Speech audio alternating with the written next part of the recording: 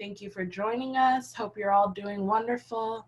It is our last day of the Wellness and Recovery series, and we appreciate you all joining in. There's no better way to end it off than with an awesome opioid safety net tender training from the Yurok Tribe Wellness Coalition. So I want to welcome our presenters. If you would all like to introduce yourselves.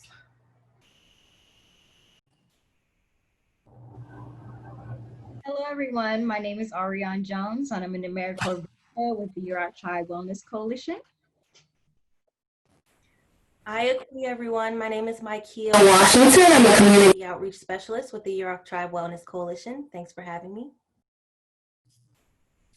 Hey everyone, my name is Daniel, and I am a community outreach specialist with the Yurok Tribe Wellness Coalition. I think Laura Nesbitt's here as well. Good morning. This is Lori Nesbitt. I'm the Opioid Program Manager. Welcome, everybody. I'm glad you're here to get our training. Thank you. Wonderful. Thank you all for joining us and presenting us with this training today. And we appreciate having you all and for doing trainings in the past. It's been wonderful. So thank you to all of those joining us today. We do want to remind everyone, whether you're watching from Zoom or Facebook Live, you can leave questions in the chat box. And we will have people monitoring and we'll try and get to them as soon as we can. And there is about a 45-second delay on Facebook, so just keep in mind, it may take us a second to get to your question. So yeah, your video and sound is muted and off, so if you have questions, you're welcome to raise your hand on Zoom or type it into the chat, and if you're on Facebook Live, you can type it into the chat as well. Wonderful. So as always, we like to kick it off with a little bit of group agreements. And you have all been wonderful and following group agreements, so we really appreciate it. And we will still go over them. So we always want to keep in mind that respect and kindness are key. If you're not being respectful and it becomes a persistent issue, you will be removed. Please show tolerance and sensitivity for differences. Participants in the group come from different cultural, racial, gender, and sexually oriented backgrounds. So please be aware and sensitive to judgmental comments. Please use positive language and stay away from using any racial, homophobic, or degrading remarks. This is a safe space and it is free of judgment. And it's all right to disagree with someone's point of view, but we should not put each other down for it. This is a space where participants should feel comfortable to be themselves, share their thoughts and ideas without any worry of punishment or judgment. For those who may be sharing stories today, you're totally welcome to share your stories. We just ask that out of respect for others, to leave out any personal information for others mentioned in their stories. So if you're talking about someone, try and avoid sharing any of their personal information because using names as well often aids in the spread of rumors and detracts from the point of the information trying to be communicated. So just out of respect for others, we ask that you keep their privacy. If you have any questions and you don't fully understand some of the information being provided, totally, we are open if you would like to ask for clarification. Do not be afraid to ask questions. Again, the questions are open in the chats, so feel free to ask those questions. We welcome it. Wonderful. Thank you, everyone. And as always, sometimes heavy topics come up in these conversations, and so we recognize that if you are having any like heavy feelings or emotions and they are concerning you, then we encourage you to reach out and talk to someone. We've provided a few numbers here, such as the mental health hotline for Del Norte and some of the 24-hour crisis services that are available. So again, we just want to remind everyone, if you're feeling some emotions or these conversations may be heavy for you and you feel like you need to reach out, we also encourage that. As far as informed consent and privacy, each person's participation in this presentation is voluntary. Please respect the privacy of others and do not share personal information with anyone else. This training is being recorded and it is live on social media. If you're participating via Zoom, please turn your video camera off and stay muted. And as always, we want to kick it off with acknowledging the land that we're meeting on today. I want to recognize that I am coming from Talowa Dene lands, and you may be coming from other areas. Some of these areas may be Yurok, Karuk, Hupa, Wiyot, and the many rancherias such as Elk Valley, Rezagini, Big Lagoon, Trinidad, Blue Lake, Table Bluff, and Ronerville. So if you are meeting from any of these areas, we ask that you recognize and acknowledge the land you're on today, as well as if you're in any other areas. Find out where you're at and make sure that you're acknowledging the land that you are meeting on. We appreciate it. The indigenous peoples who lived together and cared for this land and each other since time immemorial. We honor with gratitude the land itself and the people who have been the stewards of this land for generations. We know the effects of colonization have impacted indigenous people disproportionately, and we hope that through this series we can learn together to help heal and work towards a healthy future. So again, thank you to everyone for joining us today. Thank you for recognizing the land with us today. And I'm going to pass it back to our wonderful presenters for the net tender training.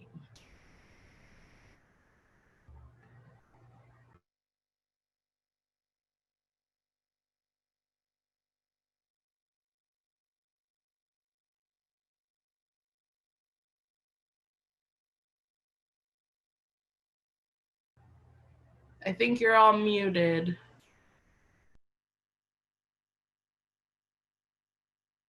Haha, can you hear me now? Sounds great. All right, great. Hey everyone. So just wanted to kind of start off this presentation. This is the opioid safety net tender training. And first I wanted to give a little bit of a note and a background to our name for this particular presentation. So we call this the safety net tender training because we really want to draw from like the history of the Yurok tribe. They're traditionally a fishing people, and so even in this modern day, they fish with nets, and it actually is a really important role in the community to be someone who tends to the nets, because that's really what helps bring the food on the table, and it's a very important role within the tribal community. But right now we're looking at a different kind of net that exists in our community outside of the tribe and within the tribe, and that's the safety net. And particularly the opioid safety net could use a lot of tending at this point in time. And we need more people in our community like you all who have joined us today to be there to make sure that no one else slips through the cracks and dies of an opioid overdose. So you all are here today, and you're taking on a responsibility to actually, make sure that no one else does die from an opioid overdose, and we catch them and bring them up. And so I just want to again thank everyone for being here, and thank RX Safe Del Norte for giving us this opportunity to present. So yeah, appreciate that. Yes, so thank you everyone for coming. Again, you are taking on a huge responsibility, and we really do appreciate you for coming and listening to our net tender training. Yeah. So just another quick note, we will be giving you the survey link at the very end of the training, because a part of this responsibility, we want to recognize that with three things. One, after we do this training where we cover opioid awareness, how to administer naloxone, the opioid antidote, and then identify harm reduction resources and treatment services within the community, we're actually going to give you an opioid reversal kit, which includes the naloxone and also, some information about those resources and services. So, you'll be fully kind of aware and also capable to use the knowledge that you learned today. And the way that we're getting the information in order to send you those things is actually through the survey at the very end of the presentation. We'll give you the link for the survey. And so with that, you'll also get a certificate that marks the achievement that you've made by actually taking on this knowledge. And we'll give you a $50 stipend to, again, thank you for your taking on this responsibility for the community. All right, so let's get into it. Okay, so what is an opioid? So opioids are derived from opium. They're derived from the poppy plant. So these typically are any medications that are pain managing. They often go by morphine, codeine, heroin, methadone, hydrocodone, and oxycodone. So opioids are any pain medication, pain management medication. Daniel, did you want to touch on that? Yeah, I mean, there really are a lot of different kinds of pills that people take. Opioids, a lot of times we refer to them as like prescription or street. And the ones that you get in the prescription are a lot of the ones that Ari just mentioned. And some of the more popular street opioids are heroin and fentanyl as well. Now, fentanyl kind of is a really interesting opioid because it's so potent, and it's really important to kind of understand how the opioids work, which we'll be talking about in the next slide.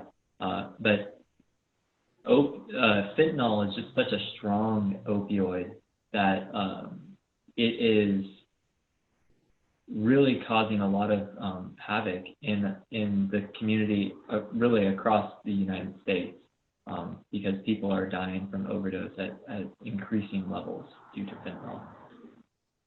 Yeah. And I just wanted to stress the fact that it's very addictive. These pills are typically given to manage pain, but they are very potent and addictive. Okay. So David. Cool. So why do people get addicted to opioids? So what we want to do right now with this slide is just kind of give a light sciencey sort of description as far as what happens in the actual brain when our bodies take opioid medications. Whether this is a medication that we get from our doctor prescription-wise, those painkiller medications, or this is something that, that we get on the street. So over here on the picture to the left, we see this like normal brain versus brain on opioids. So this is actually a really interesting thing when we look at the normal brain. We have opioid receptors in our brain, and these opioid receptors are actually, constantly on. And we have chemicals that our bodies naturally produce, and they're called endorphins. And these endorphins are like our natural opioids that our body already produces for itself. And we feel these when we do things like exercise, eat spicy food, whenever we're kind of like pushing ourselves in any physical kind of way, the brain responds to take care of our body and to kind of help us like move forward through maybe some kind of stressful situation by sending the endorphins into our brain. And it also, like when those endorphins interact with the opioid receptor, the receptors send out dopamine, which is kind of like our brain's reward system. It feels good, and it makes the body feel good for getting that kind of stimulation. Now, when we move to the brain on opioids, something that we notice here is that the brain gets filled up with these chemicals that will interact with our opioid receptors. And what they end up doing is really kind of excessively stimulating those receptors to give out a lot of dopamine. So we feel really good, you know, for having those opioids in our bodies. However, what ends up happening is, notice here, there are only 2 little blue dots, and the endorphins, our body stops producing as much because our brain starts realizing, oh, whoa, there's a lot of action going on here. I don't need to produce as much of these chemicals naturally. I need to kind of maintain a balance and get to a sort of a stable level. So it stops producing the endorphins. And then what happens is, if people start or stop taking the actual, you know, opioids that they're ingesting in some way, the brain starts needing more. Now, when we look at the picture on the right, we see normal activity opioid user. Something I want to bring out here, notice that there are more of these little Y opioid receptors in the brain of the opioid user. And this is because our bodies, you know, they naturally want to consistently heal and stuff. And so part of our brain way of processing the chemicals that we put into it is it builds more opioid receptors. But notice, if we take out all these little purple dots or all these little red dots and we have more opioid receptors, what we end up doing, or what happens in our brains and in our bodies, is people become more sensitive. And they become more sensitive to things like loud noises. They become more sensitive to things like, you know, pain or discomfort and stuff.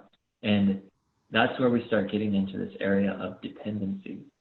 Because in order to actually, you know, maintain that comfort, there's a lot more work that needs to be done by the brain. And so there's kind of long-term damage that long-term opioid use ends up creating in our bodies. Yes, thank you. All right, so then we can move on to what is an opioid overdose. So when somebody is overdosing on opioids, you may see that they're not responding. They may have blue nails or lips. They need to be slow breathing or not breathing at all. They tend to have clammy skin, tiny pupils, and you might hear a gurgling sound, kind of like snoring, but that is the depression of the lungs during the overdose. The opioids in your system do compress your lungs, so it makes it harder for you to breathe, and it slows down your breathing. So an opioid overdose happens when a toxic amount of drug or combination of the body overwhelms the body. So your body is being overwhelmed by how much opioids are in your system. Opioids impact the part of the brain that regulates breathing. So again, it makes it harder for you to breathe, which is why you hear the gurgling sounds. Yeah, so something that's kind of interesting or important to know about opioids is when people are taking them in excessive amounts, they really risk dying from this. And it's because it shuts down our respiratory system. It shuts down our ability to breathe. So folks with too much opioids in their system stop breathing. And it's important to kind of recognize that when people are using opioids in a more recreational way, you know, just to get high or whatever, what it becomes hard to tell is maybe the difference between like someone who's really high and nodding out, and just kind of like in that state where they're feeling good, but then also, you know, someone who's about to die because they're not breathing enough. And it can get very scary, especially when you realize like, oh, whoa, this person is not responsive.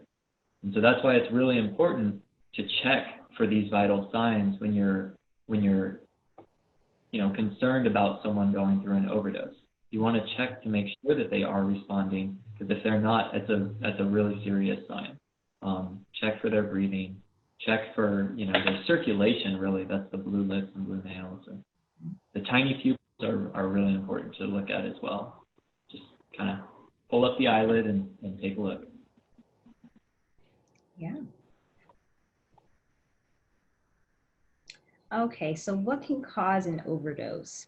So as Daniel touched on before, an unfamiliar supply or changes in the quality can cause an overdose. If you have stopped using opioids for a period of time and then decide to go use the same amount you had been using before, that can cause an overdose because your body has lowered its tolerance to the drug.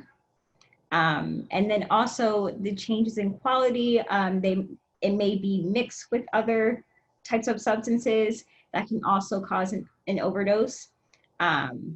So if a dealer gives you a new supply of something that may be laced with something or cut or mixed, that can also cause an overdose.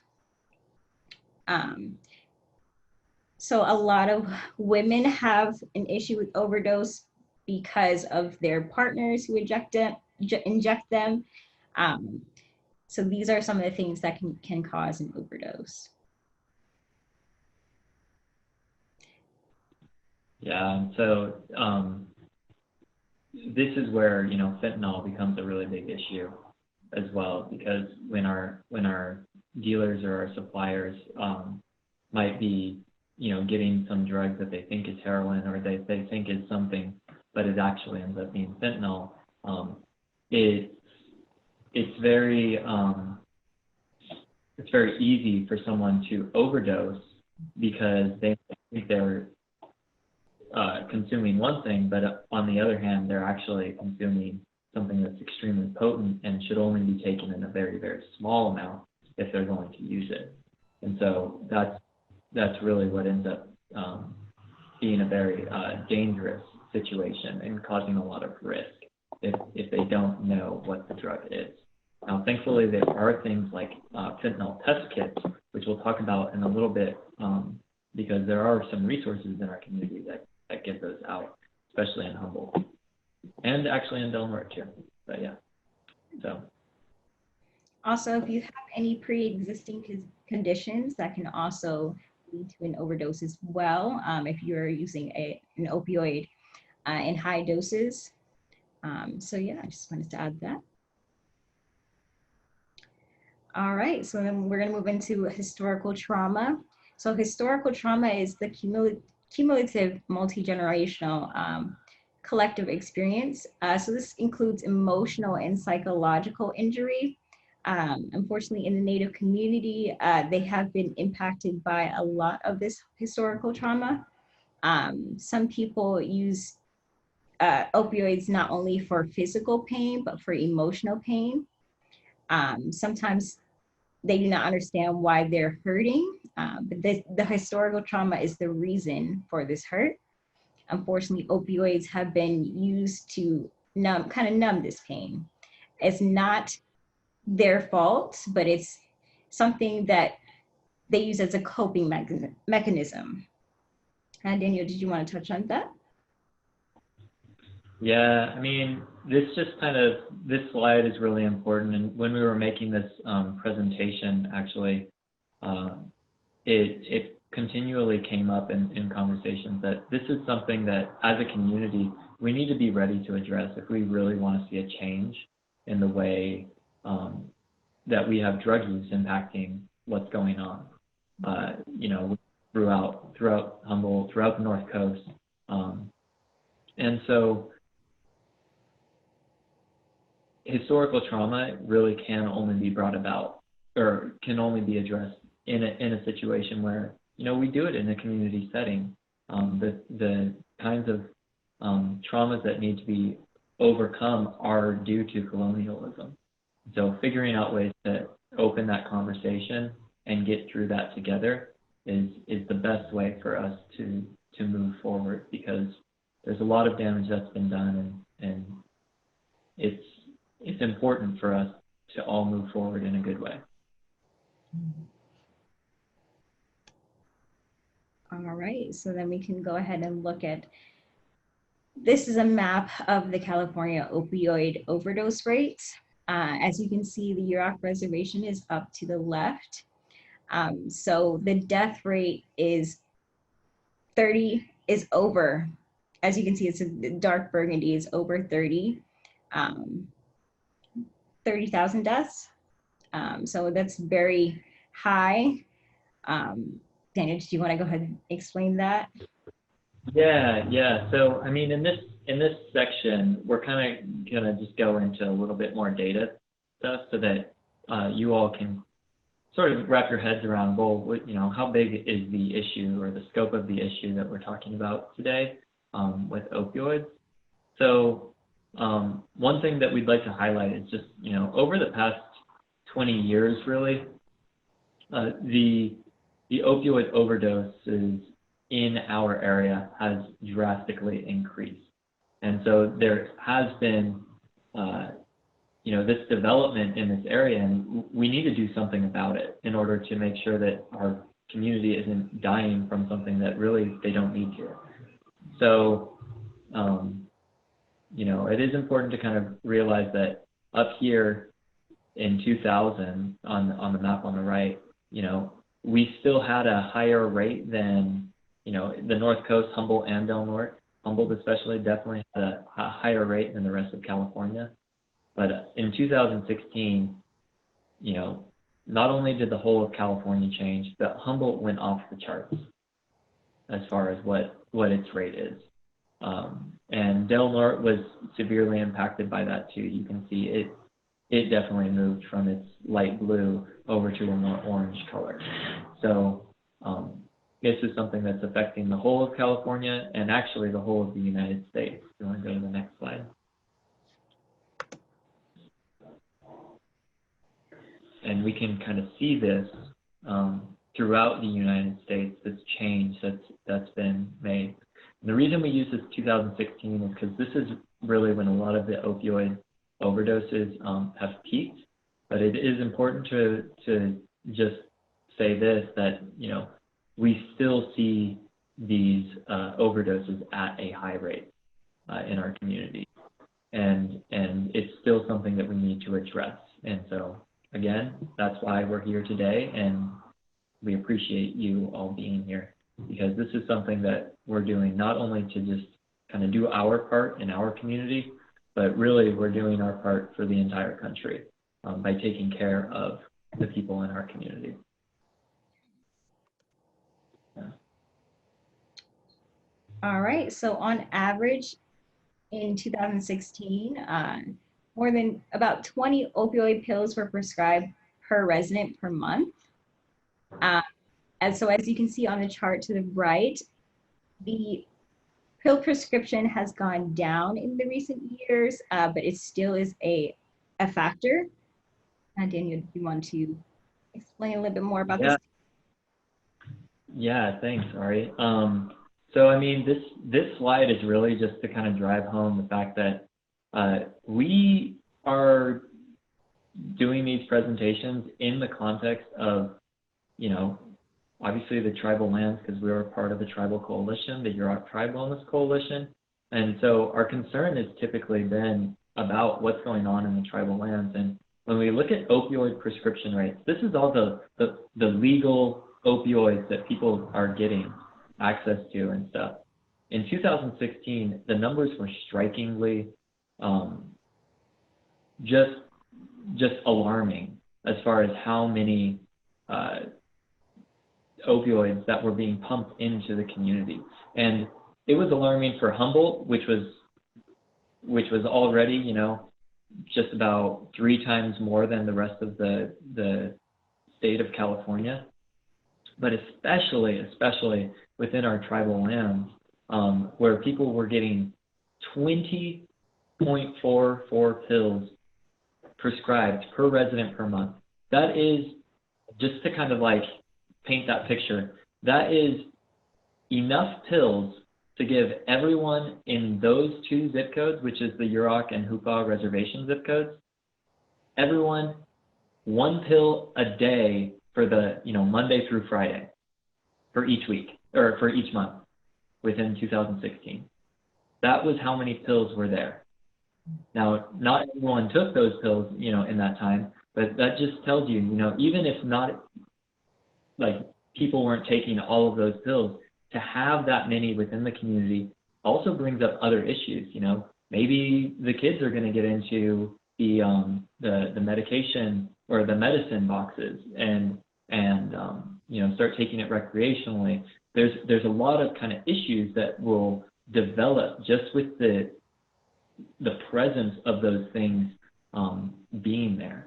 Now, we definitely saw a massive reduction in the year 2017, and this is, you know, kind of like a good thing for us to see a massive reduction in it. But the part that we really want to stress is that with this massive reduction also comes the need for people to address things like opioid use disorder. If anyone during the 2016 period got hooked on the opioids and now their brain chemistry is all, you know, different, they're going to go through heavy withdrawals without being able to access those opioids. And so that's causing another source of you know, havoc in the community, where, you know, people are doing whatever they need to do in order to get the drugs. So that's just something that we need to keep in mind when we do this work. Is, you know, this is definitely not something that the Native community or the tribal communities asked for. You know, they didn't ask for this issue to kind of come into their community, but now they're here to clean it up, and now we're all here to also clean up everything, you know, that's gone throughout this region, really, and throughout the United States. So just want to kind of drive that home, that we still have a lot of work to do. And part of the last note over here on the right, or on the left, is, you know, our current prescription rates on tribal lands are still higher than Humboldt and Belmar combined. You know, we still have 6.46 pills per person per month prescribed in 2019. And, you know, there's been a lot of progress made, but we still have a long way to go. And, you know, part of it is just making sure that no one else dies from this. And so, yeah, thank you all for being here. Maikia, do you have something to add on this slide? I just wanted to add that you already touched on this, but as you can see, the opioid pills, these are opioid pain management medications that have been prescribed by medical providers and doctors. And it's much higher on the Yurok and Hoopa reservation compared to that of Humboldt County, Del Norte County, and California. So California is actually in the orange goldish color. Del Norte County is in the green, and Humboldt County is that blue. And as you can see, Yurok and Hoopa is the bright red. So as Daniel mentioned before, we do have some work to do. Next slide. So that brings us to some of the other impacts. How does the opioid epidemic and the mass prescription of opioids impact different aspects of the community? So as we talked about earlier, we have the increased opioid overdoses, increased suicide deaths. Those sort of go hand in hand because sometimes it's difficult to track if it was an opioid overdose or an intentional suicide. We see increased homelessness, increased child abuse and neglect, increased children in foster care, and increased incarceration rates. And we also see increased elder abuse and opioid misuse among the elder population. This can be common because, as specifically with the elders, as we know, oftentimes there's so much pain and changes in the body that elders are enduring. And to treat and manage that pain, they're often being prescribed opioid pain medication.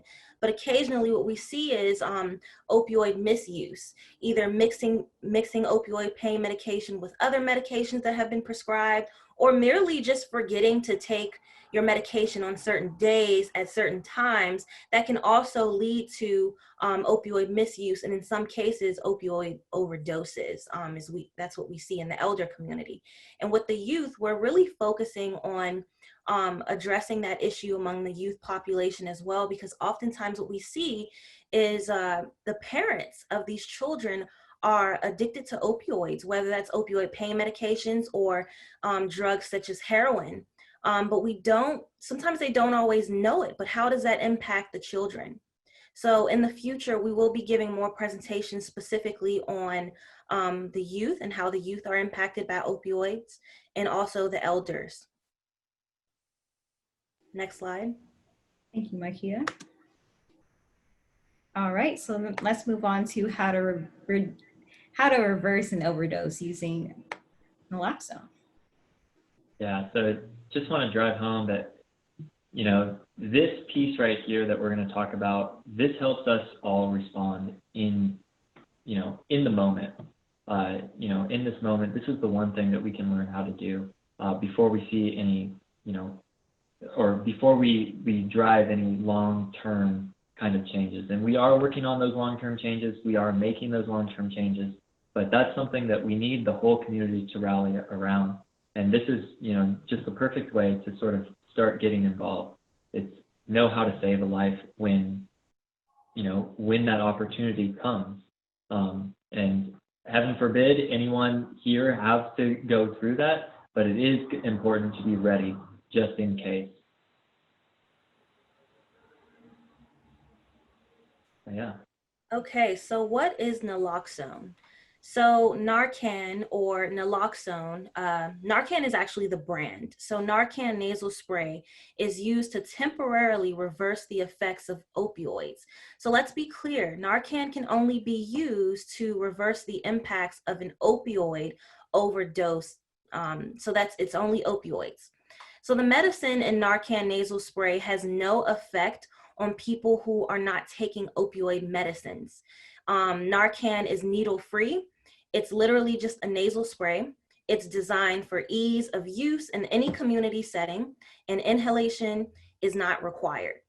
So Narcan nasal spray may cause sudden opioid withdrawal symptoms. So if an individual has overdosed on opioids, let's just be clear, the actual Narcan nasal spray does not have any side effects unless opioids are in the system. So what Narcan does is it kicks the opioids out of your system, out of the opioid receptors. So what this individual will go through is opioid withdrawal symptoms. Those opioid withdrawal symptoms, we have it listed here below. It can include body aches, diarrhea, increased heart rate, fever, runny nose, sneezing, and a few other symptoms, but those are the opioid withdrawal symptoms that the Narcan is basically kicking out of your system. Would anyone like to add anything about naloxone? Yeah, very often, and I'll just say this, I mean, we forgot to mention this in the beginning of the presentation, but if there are any questions that anyone has during the presentation, please write them down in the chat, or please write them down, you know, on Facebook Live, and we'll be answering those afterwards. And so we understand that, you know, you might have questions, and so we do want to give you time, and so we'll give that time at the very end to answer any clarifying questions. But I just want to drive it home what Markia said. The naloxone really only works on opioids. So if there is, you know, a meth overdose happening, the Narcan is not going to work on the meth to revive that person. However, if that person is taking multiple drugs and opioids are included, the Narcan will help. So if you don't know what drug someone is taking, but they are unresponsive and they show the signs of the opioid overdose, it is important to still administer naloxone. And I just want to emphasize that you are protected by the California Good Samaritan law by acting in a way to save someone's life. It's just like giving CPR. It's just like, you know, being there to respond in a situation where someone's going through, you know, a heart attack or something like that. That is an important thing to kind of realize, that you will be ready to save someone's life and be acting in that way so that like you have no legal repercussions for if the Narcan doesn't actually work or if the Narcan makes someone sick. Thank you, Daniel and Makia. Okay, so we're gonna get into some of the ways you can save a life if somebody happens to be overdosing. So we're gonna show you a video on Scare Me. So that is the acronym used for the process in which you help revive somebody who is maybe going through an overdose. So we're gonna go ahead and start with stimulate.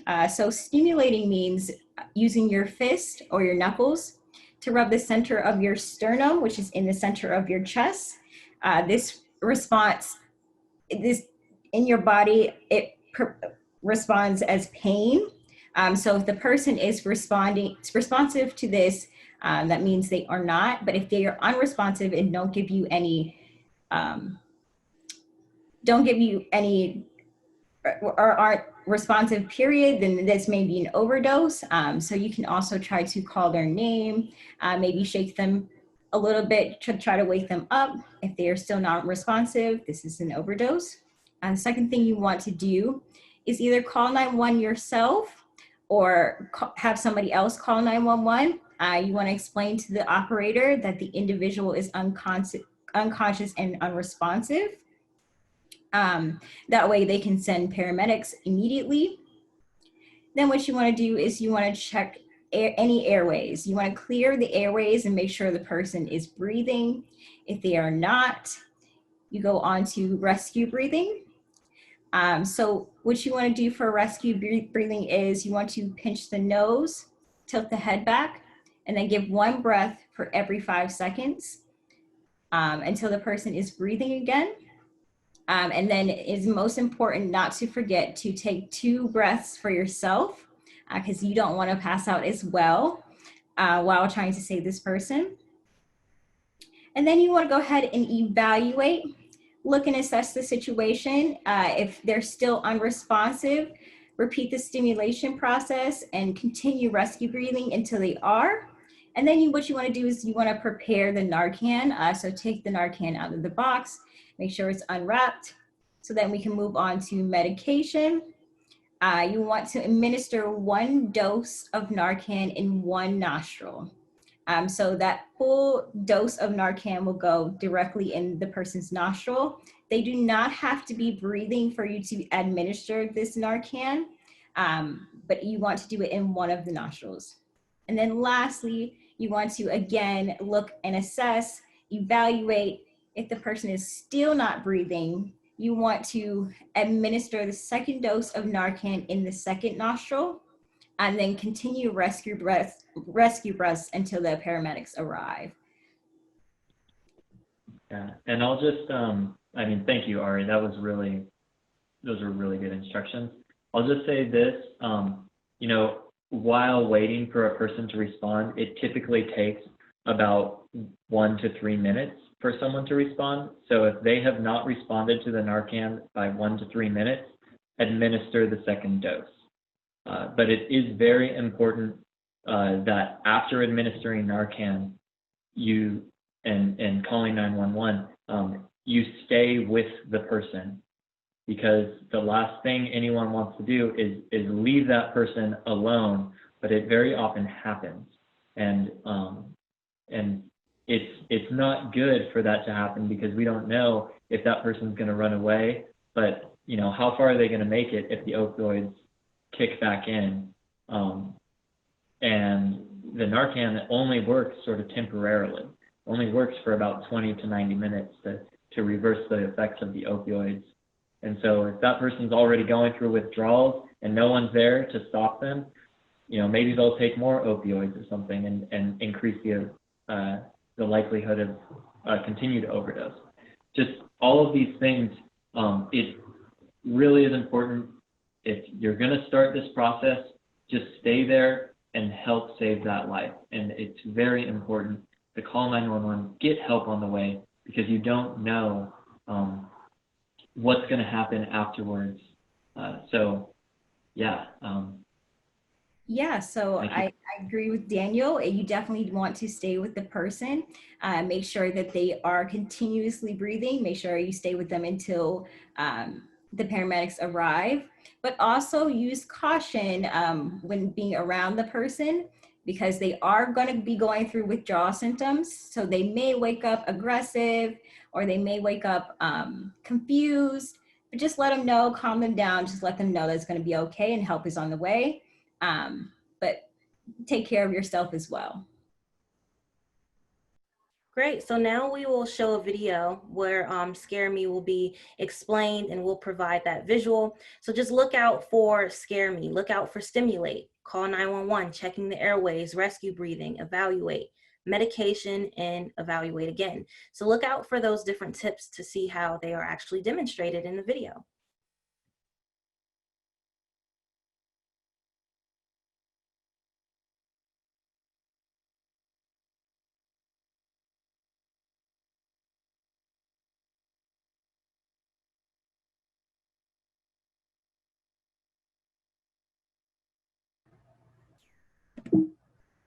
Once again, the Scare Me tactic, and showing you how to properly administer naloxone. What we will want to do is start with S, stimulate. Remember, yell their name, shake them gently, and remember to stimulate the individual by giving them a sternum rub, which you will rub the knuckles firmly in the middle of their chest. If the individual does not respond, this is an overdose that needs your attention. Next, you will move on to C for call 911. If you are intimidated by calling 911, you can tell the operator that the person is unconscious and is not breathing. If possible, have someone else make the call and you can focus on the next steps. I do want to take this time to remind everyone of the Naloxone in California laws. AB 635 protects doctors and other licensed professionals who prescribe or distribute naloxone from civil or criminal liability. AB 472, also known as the California Good Samaritan Law, protects people who call 911 at the scene of an overdose from prosecution for possession of usable amounts of controlled substances. Again, it can be intimidating to call 911, but you must remember to always call 911 in the event of an overdose. This could save their life, and you must remember that naloxone is not an alternative for medical treatment. Next, we will move on to A for airway. Remember to check their breathing. Make sure that there is nothing in the individual's mouth that could get in the way of breathing. If possible, please use your gloves if you are going to check their airways with your hands. Gloves will be included in your RX Safe Del Norte naloxone kits. Again, make sure to check their breathing and make sure that there is nothing in the individual's mouth that could get in the way of breathing. Now you will move on to rescue breaths. For rescue breaths, make sure you have your mouth guard, which is also included in your RX Safe Del Norte naloxone kit, and cover their mouth with the mouth guard.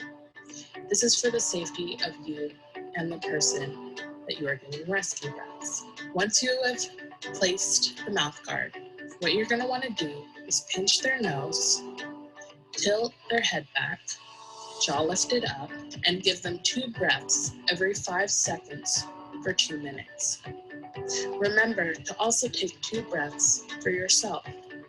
You do not want to pass out in the event of assisting someone in an overdose. Check to see if breathing has resumed. Now you will move on to E for evaluate. Again, you can try stimulating, maybe try the sternum rub, and see if they're responding. Check their airways and check to see if they're breathing on their own. If not, it is time to administer naloxone. Now you'll move on to N for medication. You are going to administer the naloxone nasal spray. The naloxone nasal spray is included in your RX Safe Del Norte naloxone kit. Take out the blister pack and peel back the packaging. Take out the naloxone nasal spray. You will put your 2 forefingers on the top of the nasal spray and place your thumb gently on the plunger at the bottom. Do not press the plunger until you are ready to fully administer the naloxone.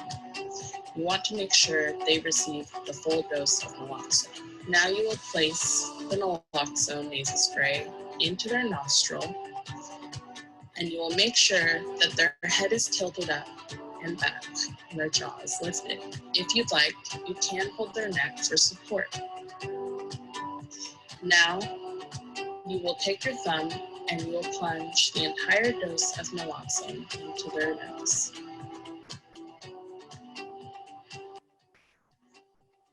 Once you have done this, you can move on to the last E, which is also evaluate. Is the individual aware and responding? Are they breathing? If they are still not breathing, continue rescue breaths for another 2 minutes, and then if need be, administer the second dose of naloxone. To administer the second dose of naloxone, remember, what you are going to do is repeat the previous steps, but you are going to administer it into the opposite nostril. If the individual is still not breathing, continue rescue breaths for as long as possible or until help arrives.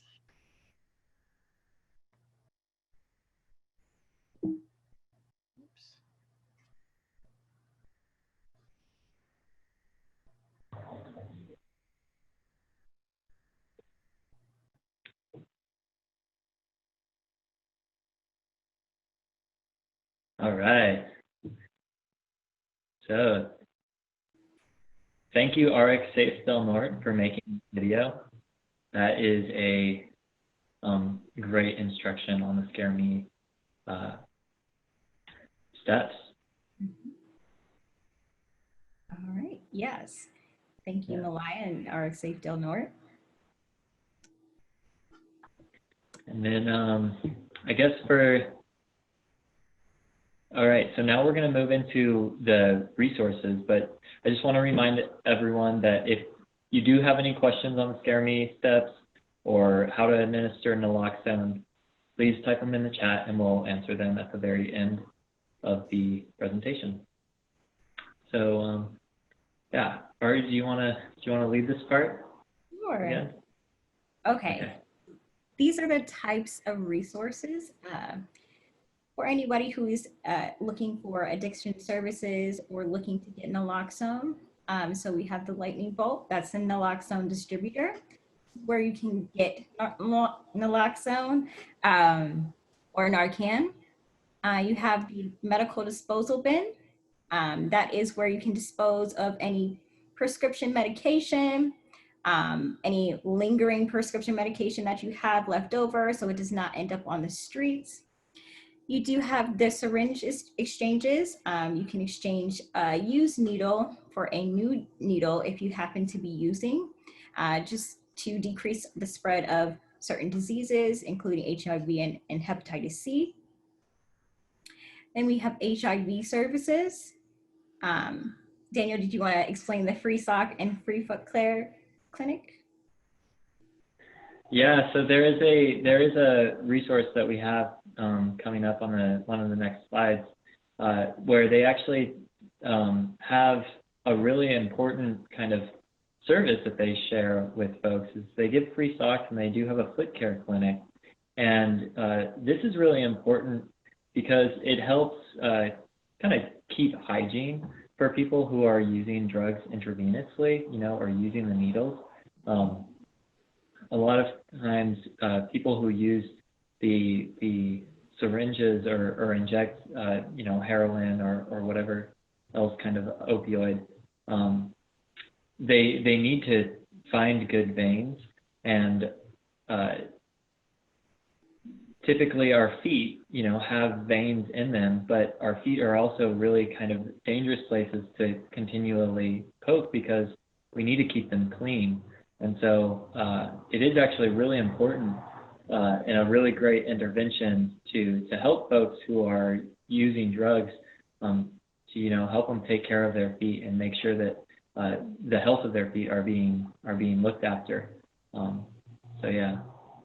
And also, I'll just kind of mention this as far as harm reduction.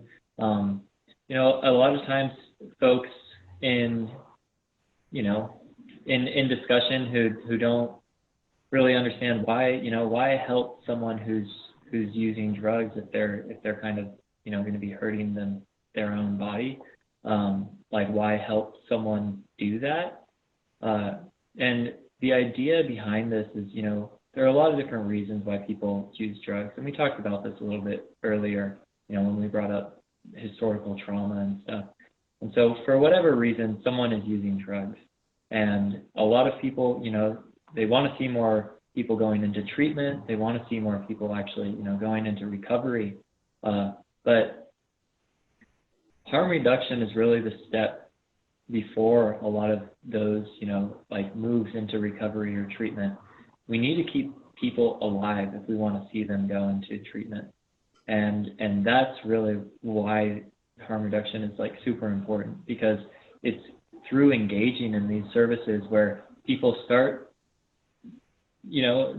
people who are using drugs or harming their own body start doing things for themselves to take care of themselves, because it's obvious that they do care about their bodies. They don't want to die. And so engaging in these kinds of conversations and meeting them where they're at helps our community as a whole kind of make those steps towards healing. And, healing is a journey. And so harm reduction is a very important step, a part of that journey, because that's when people start to take care of themselves. And that's, just one step away from, hey, let me actually try to go into treatment or go into recovery, whatever that kind of looks like for me. But yeah, and then our treatment services that we've got listed out here, the green bed is the detox facilities that we have. And we have a green heart that is services prioritizing pregnant women with substance use disorder. That's what SUD stands for, substance use disorder. We have the little green person lifting weights, and that's our rehab and recovery. And then we also have the little home, and that's for sober living. And all of these are really important, actually, to kind of help someone through the recovery, the detox, get the drugs out of their system. The rehab and recovery really provides a lot of the therapy, to move them through, and to get them more, stable and on the right track. And then sober living really helps that kind of like, all right, now how do I exist in this world without these drugs? And being in a community that's also kind of going through that and moving forward and developing through those kinds of challenges is really, really important for folks who are going through treatment and recovery. Yeah, and I just wanted to reiterate, I know a majority of our watchers are probably interested in learning how to use Narcan or learn how to become responsible for saving a life with using Narcan. But if you are somebody who is struggling with a substance abuse disorder, I just wanted to let you know that you are loved and you are a part of the community. So if you would like the help, please, please, please reach out and use any of these treatment services that we have listed. And then I just want to also move on to the crisis services. So there's like a crisis line if there's anything that you need that is not emergency, but if you want to talk to somebody about it. There's also a warm line. You can also use if you're going through something and you'd like to speak to somebody about it. Again, non-emergency. And then you have the mobile response team so that can get you help immediately. Yeah. Cool. So let's see, what is Del Norte? All right, so in Del Norte, the three main kind of resources that we have outlined here is Open Door Community Health Center, and RX Safe Del Norte is actually related to Open Door. But RX Safe Del Norte is the coalition that's putting on this right now. You can definitely get Narcan from them. The phone number attached is a great phone number to call for Narcan. They also have fentanyl test strips, so if you're interested in fentanyl test strips, another great phone number to call. And then Open Door, they've got a medication disposal bin, HIV services, and they can connect people to rehab and recovery. And Health and Human Services, if you know any pregnant women with substance use disorder, you know, you really want to connect them to the Del Norte Department of Health and Human Resources, because they are really going to be able to help that person kind of go through what they're going through. And they even have connections to sober living facilities, and they've got a crisis line as well to give a phone call to in an emergency sort of situation to help folks. So this could be an emergency like a suicide emergency, or even some other kind of like mental health crisis or behavioral health crisis that someone could be going. And I just wanted to reiterate the fact that all of these places are open. I know during our current pandemic, these places do have different hours, but go ahead and give them a call if you need any of these services. All right, and then we move on to the Humboldt resources. So we have the Aegis Treatment Center, Crossroads, Healthy Moms, Humboldt Recovery Center, Waterfront Recovery, Hatcher, North Coast AIDS Project, the Open Door Community Health, which is also in Arcata, and then Semper Beats. Oh, yeah, Semper Virens. Semper Virens. Yeah, so all of these resources are our Humboldt resources, and we can see that there are a lot more resources in Humboldt for treatment and recovery. And I mean, Humboldt definitely has, you know, the detox and waterfront, and Humboldt Recovery Center is still getting their detox up and running, and it should be up shortly. But Aegis Treatment Center just opened, so people have more and more treatment options, and it's a really great thing to have more and more treatment options for people, because sometimes folks going through recovery need to go through multiple kinds of you know, recovery centers or treatments in order to find something that fits for them best. So having more options is actually a really good thing. And then Hatcher is a really great harm reduction resource for the community. Now they do a variety of services. They've got syringe exchanges, Narcan, HIV services. They're the ones who do the foot care clinic, and they even have sentinel test strips. So if you're interested in anything harm reduction related, I really would suggest giving them a call or dropping in their drop-in hours. And you know, if you need to, I would also give them a call just to kind of see, because sometimes they do make house calls as well, and they will make sure that folks are taken care of, and that's a really great group for our community.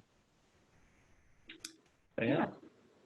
I just wanted to let everyone know, if you can't remember these exact resource names, and if you want to Google ours, you can go directly on their website, but we also have resource cards available if you ever need any of these resources.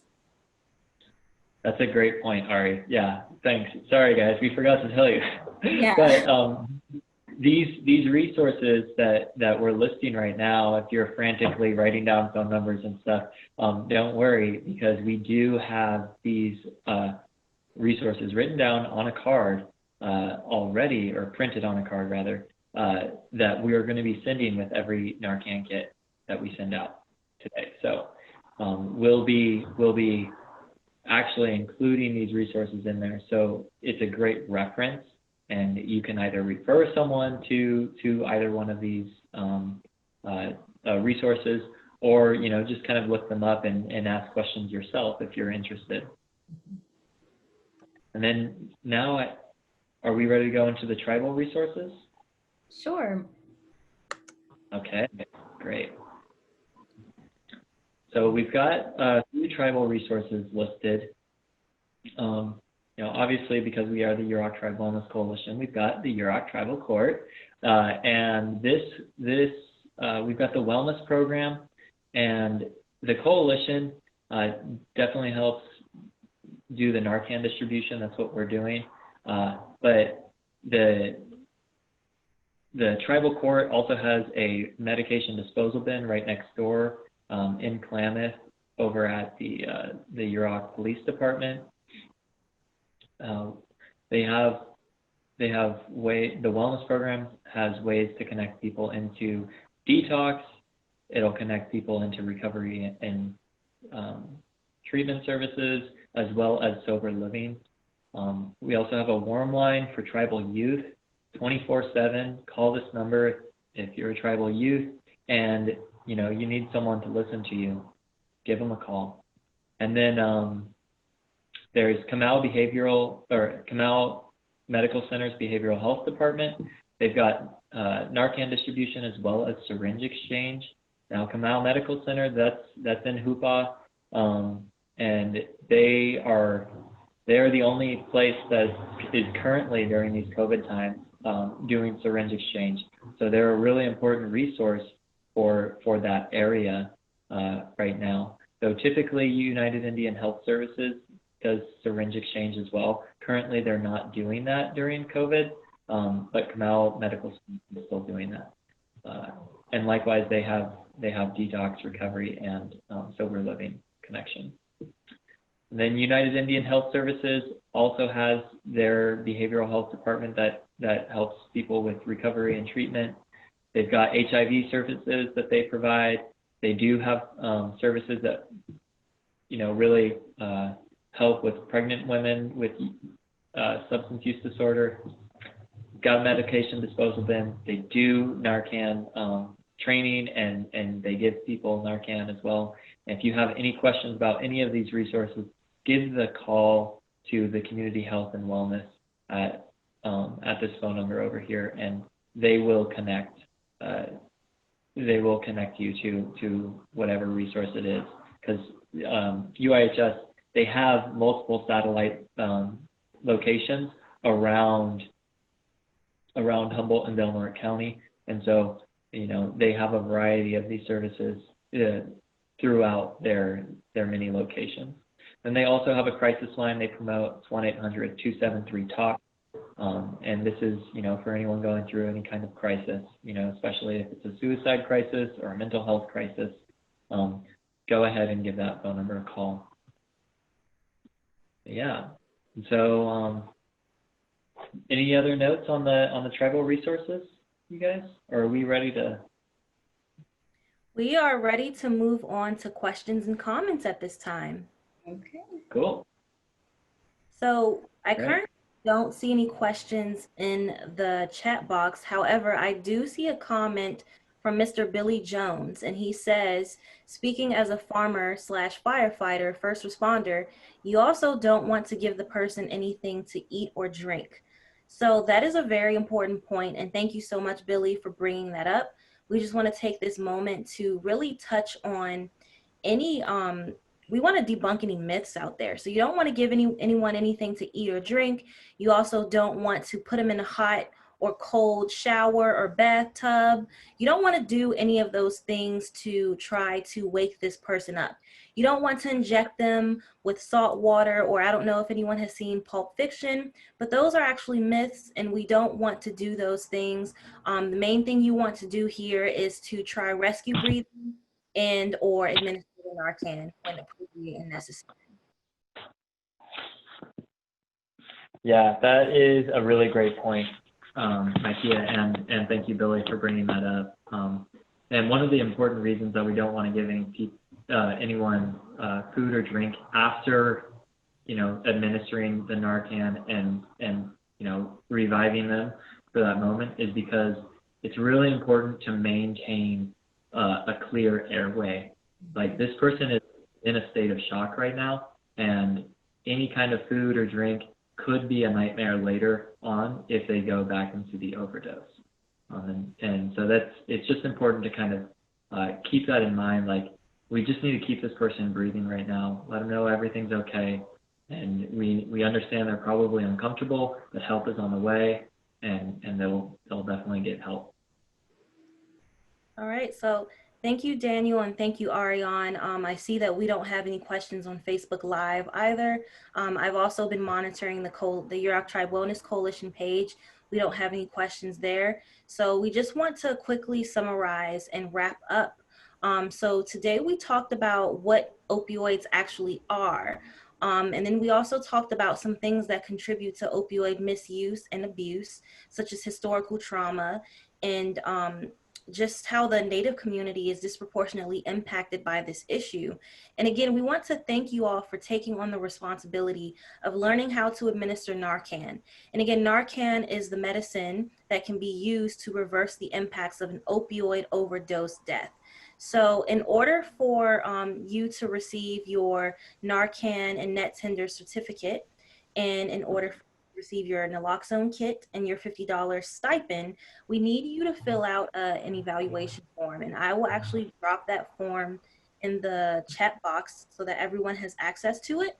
And this information is very important because not only do we have the opportunity to collect important data and feedback, but we also need your contact information and your address just so we can send you your Naloxone kit. And again, it's free, and your $50 stipend. So with that being said, I will drop that link in the chat box. And Malaya, I think we are good to wrap up this session. Thank you so much for having us. Wonderful. Thank you all for being here today. We really appreciate y'all being able to give this training because it's so important for our communities. And yeah, we really appreciate it. Wonderful presentation. Will you be doing more of these in the future? So yes, we will be hosting more virtual Narcan trainings in the future. We also plan to host more targeted presentations on certain populations. So we talked about how the opioid epidemic impacts different populations like the elders and the children, the youth, and different aspects of the family. So we will have more presentations in the future. Also, please feel free to follow the Yurok Tribe Wellness Coalition on Facebook, Twitter, Instagram, and we are starting a YouTube page as well. We're also available on LinkedIn, and I will share that information in the chat box as well. Wonderful. Thank you so much. Well, again, I just want to thank our wonderful presenters today for being with us and giving us this amazing training. As they said, just to repeat, here are the tribal resources if you need to take a picture, and they said you can find access to them as well on their websites. It sounded like the website, and definitely their Facebook pages and social media pages. The link for those evaluation forms are in the Zoom chat, and we will also put them into the Facebook Live chat as well, so that people can access it when they're finished with this training. So thank you to the Yurok Tribe Wellness Coalition. Y'all are amazing. Is there anything else any of you would like to leave with today? I just want to thank our Safe Del Norte and the Wellness and Recovery series for giving us the platform to give our Narcan training, and also the audience for taking up the responsibility of getting trained in Narcan. And for anyone who is suffering with substance abuse disorder that is also listening and would like to reach out and get help. So yes, thank you. Thank you, everyone. Wonderful. Thank you, guys. Yeah, and I just want to say to folks as well, this is the last day of the Wellness and Recovery series, and just stay tuned. Hopefully you can catch the very last video that we have where we do our outros. I'm just gonna give you a hint. I'm in there saying bye, but it'll be a nice kind of celebration and a nice wrap up. So again, thank you all for being a part of this, and we can do this. We can help heal our community, doing things like we're doing right now, getting together and actually talking about it. So yeah, thank you all. Thank you, all of you, for your wonderful presentation today. We really appreciate having you, and we really appreciated having you for this entire wellness series. It has been absolutely wonderful to have the Yurok Tribe Wellness Coalition share their Narcan trainings or net tender trainings, because they do an amazing job with it. So we really appreciate y'all for everything. And before we finish up, of course, we have a little bit of stuff to go over. We have the link here, which the links are going to be in the chat for the surveys, actually. And it's a lot easier to just click and go.